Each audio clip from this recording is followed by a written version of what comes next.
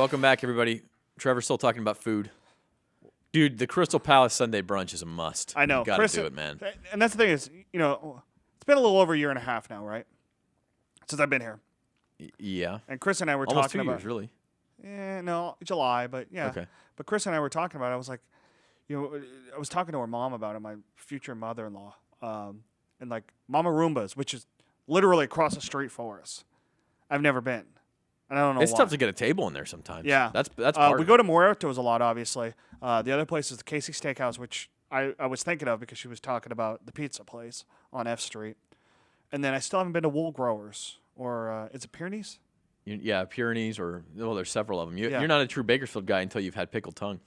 I've had it, just not here in town. On the phone is our expert from up north from the Fresno way, Nick Papagni, thepagmeter.com, and several other. You're always busy with something, Nick. How are you, man? Everything is great, boys. How you doing? I'm excited that the Doghouse Grill's coming to Bakersfield. Is it really? Getting hungry. What? Yeah. What? Golden State in 99 area. They're building right now as we speak. It'll All be right. called the Doghouse Grill. So, giddy up. Can we get in line now? Now that's Yeah, good eating too. I mean, I will be there. All right. Well, wait. Probably Are you I'll talking say about that. the actual Doghouse Grill? Or are you talking about the new barbecue joint that they just opened up on California in '99? No, he said Golden State in Well, 99. Really? Well, I think it's Golden State in 99. I'm not sure, but I know it's going to be called the Doghouse Grill. The same owner in Fresno, in Cambria, and San Luis Obispo. So they're coming to Bakersfield. Okay, we're not going to talk sports anymore. Let's talk about this. Well, Yeah. what I want, Nick, is I want a Westwoods down here, man, badly. That's good too, but I love that barbecue sauce of the Doghouse Grill. That's See, I like the guy West. I like Westwoods barbecue sauce. I like the zesty Westwoods barbecue sauce. So much better. You get it on the burp. I am so Doghouse unbelievably fries, hungry yes. right now. I can't even. I just want to end the show right now and go. There's a I'm taco very truck good across the friends with street. Dave. I'm great friends with Dave Fanzo, the owner, and I will tell him we need to get one in Bakersfield. Absolutely. I'm on that.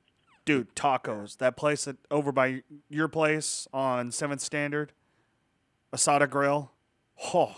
All right. Okay. Let's stop. We got to stop. We got to stop because I'm going to I waste think away. you got I'm a new serious. show you got a new show in the makings right now. I know. Restaurant I had to Grill. get blood taken this morning for a blood test, so I had to fast. So it's like my entire metabolism is thrown off right now. You know what fasting is for me? In between meals. Okay. That's me too. Yes. Good point. Yeah, I hear you. Okay. Speaking of good food and sports, I think baseball. I mean, honestly, what's better than the smell of like smoked meat on a baseball day, or maybe football tailgating? I guess is right up there. But anyway, let's talk baseball. And quite frankly, folks, the Kern County in baseball right now looks like they're not going to be real busy at Rawhide Ballpark Memorial Day weekend for the section finals because there's not a lot of teams down here that, at least by the rankings, and we'll talk about your rankings, Nick, in a minute, are going to compete. Trevor? What? I disagree, but I think there's a lot of parity this year, but I think that Buchanan, Clovis North are all really good. I saw Clovis North. I've seen them play twice this year. Transparency because my nephew is a pitcher for the Broncos this year. But Stockdale, man. Well, I know, and I don't mean to say that there aren't good teams around here. That is not what I mean to say. But It's they're just Clovis-centric if you're looking at the top teams in each division, you're Division 1, you're obviously looking at Clovis. Division 2, you've got a Madera, you've got a Tulare Western, you've got. So let's talk baseball just for a minute, and we're going to start in Division 1, Nick, and Clovis just lost for the first time last night, but Buchanan's still undefeated, and Clovis North is the team that beat Clovis. Those three are really your primary title contenders, aren't they? Well, I think up north they really are. Buchanan is just, to me, is a little cut above the North and Clovis right now, just from the fact they have pitching and they got a little better offense. Clovis North has some speed. They got good pitching. Next week, Buchanan has to play Clovis and Clovis North, so that's going to be a tough week for them. But the two teams that people talk around here is Stockdale and Frontier, and they're still out on the limb of Centennial, but I think Stockdale for sure. They've got some pitching that's got the people looking around here going, hey, don't leave out the Mustangs. No, and that's right, because when you look at a guy like Sean Mullen, who as a sophomore is throwing 90+, he's got a lot of command. He's a really good player. I mean, you look at that team, and they've only got two seniors in the starting lineup, and you got a pitcher like Chris Diaz, who wasn't on the team last year but can hit 92. 90 as well, I should say, and they're heavy throughout the lineup. And the one thing that Stockdale does that I think really kind of propels a young baseball team is obviously strong pitching, but they play defense really well and they don't make mistakes in the field. And that is such a hiccup for high school baseball teams, is elongating innings for the opposite team by making errors simple grounders or fly balls or whatever it is. They don't make them. That's so true. You're right, and that's the big key for the track is do not give out extra outs. Let them earn the runs, and you're absolutely right. Defense and the pitching has been the name of the game for the track this year. Hitting comes in spurts. No. Yeah, and I think the other team we should mention down here is Liberty, which has been cold lately, frankly. But early in the year, they looked like they were right up as far as the best team in Kern County. County. And they got good young pitching, too. Easton McMurray is another sophomore like Sean Mullen is, and he's lights out. He's a big kid. He's 6'3" lefty. I mean, when you get a kid that big in high school throwing from the left side, you got some stuff going on there. And we'll see if Liberty can kind of get back on track. Division I, Nick, give us a sleeper, maybe a team we haven't mentioned so far that you think is a bona fide title contender. Well, I think the sleeper is Stockdale. I think that's the team to look for. I think the track's going to beat each other up. I don't know if Bullard has the you talk about fundamentals. They make a lot of mistakes. I don't know if that's going to be the team in Division I, but I think you've got to keep an eye on your Mustangs down there in the South Valley. That's the team that could be the sleeper in the Final Four. And when you get to the Final Four, when you get to 7 innings, anything can happen. No, that's absolutely true. Stockdale made the final a couple years ago by beating a number 1 ranked Buchanan team to get to the final. Then Clovis North beat them up pretty good in the championship game. But yeah, I mean, in 7 innings, anything can happen. That's for sure. Again, the section baseball finals are back at Rawhide Ballpark for one more year, and it's a weird Monday-Tuesday setup this year. Yeah, which means that I can actually see it, unlike last year, because I was at Buchanan for track, and you were there. And so it's Memorial Day and the day after Memorial Day because of a Cal League conflict with scheduling. The Rawhide's actually in town on the weekend. So, Nick, you've been a pretty outspoken critic of that system to begin with, and this just makes it even sillier, I think, to have it on a Monday and Tuesday, even if it is Memorial Day. Oh, yeah. I love the idea of one stadium. I don't like the idea where you want to clear out the stadium. I think if you want to bring your kids and hang out and watch 2 or 3 games, I think it's fantastic. But no, I don't like the Monday, Tuesday. I really believe that they should go in there and rebel this year right now and say, no, we're going to change it. We're not playing on a Monday and Tuesday. But that's just me. But I know the following year it looks like it's going to be at Biden Field. That's what they're looking for. The softball is going to be at Bulldog Diamond.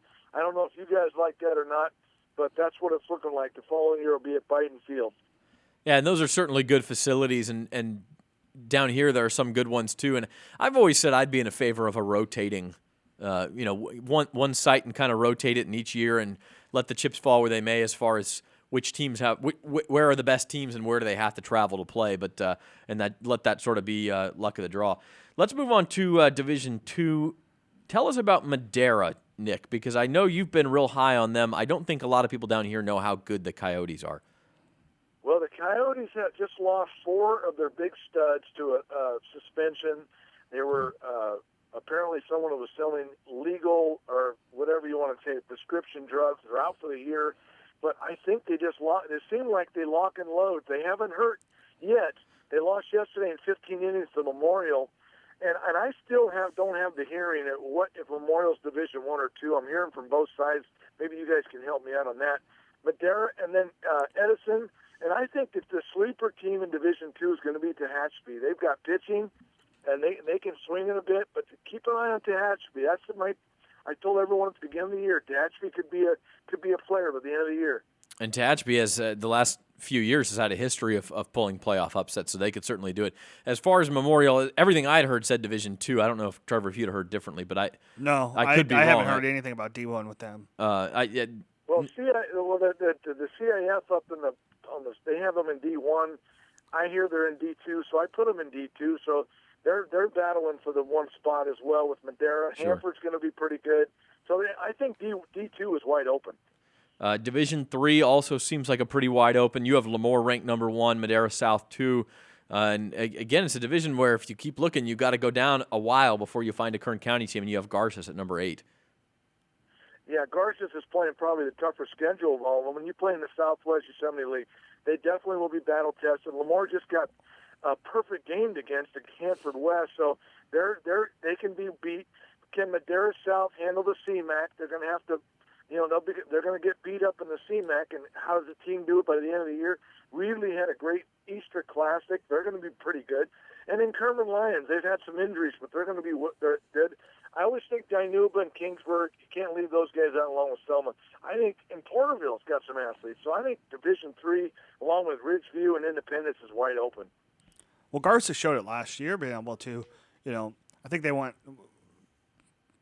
like 2 or 3 wins in SWYL, and then went on for the D3 title last year. I think they were 5 and 10. Yeah, but something like that. they were obviously were towards the bottom of the standings, but when you get to D3, it's different teams. D4, is this a case of Emmanuel being a pretty large favorite here, Nick? Well, I said they've already split with Fireball. I think with Exeter, Emmanuel's definitely got the pitching staff. They can hang with anybody in D1 with their pitchers. But Fireball, they're young, but they're competitive, and they've already beat them once. So I wouldn't be surprised if they play again in the finals. And again, 7 innings, who knows? And in Division 5, your defending champion is Cesar Chavez, and you have them ranked number 2 behind CVC right now. And Chavez, I believe, probably your favorite in the SSL. No doubt. I think those two they're 2 of my favorites to play in the championship. CVC's playing a very tough schedule. If they can handle that Central Sequoia League, they're going to be right there as well. But I could see both those teams playing in the final 2. And in D6, we got to mention the Kern Valley Bronx, who seem to be just having a great couple of athletic years. Their first several years in the Central section, they're always at the top of these lower divisions. Zach Bushling, Max Preps West Region Player of the Week, went 8 of 10. I think it was 9 of 10. 9 of 10, 13 RBIs, had a 2,300 slugging percentage in 3 games. That's just silly. Yep. Yeah, I got to get up. I got to get up and watch the Kern Valley game. I've heard so much. I get a lot of emails from them. That's the sleeping giant of the valley. So I tell everyone, keep an eye on Kern Valley and all sports. They're coming. Yeah, they are coming, and in order to get there, you have to be pretty skilled behind the wheel, too. That's a harrowing drive up there. Well, and the funny, what I really like, I shouldn't say the funny, but the one thing I really like about Kern Valley is all of their best athletes are 3-sport athletes. Rebecca Gallus, Dalton, her older brother Dallin. At a small school. Zach Bushling, who was, running back linebacker. He was their point guard on the basketball team that won the D5 title, and now he's, their best hitter. It's really neat to see that not only do they do it, but they all do it very well. Like even the coaches, their softball coach was their football coach for several years there, Ben Goffinet, before they came into the Central section. So that's definitely a school where athletics are contagious. Nick, can we keep you on for one more segment? Sure. Absolutely. Well, let's take a break. Yeah, let's take a break, and we'll come back and talk some softball with Nick Papagni after this on BVarsity Live.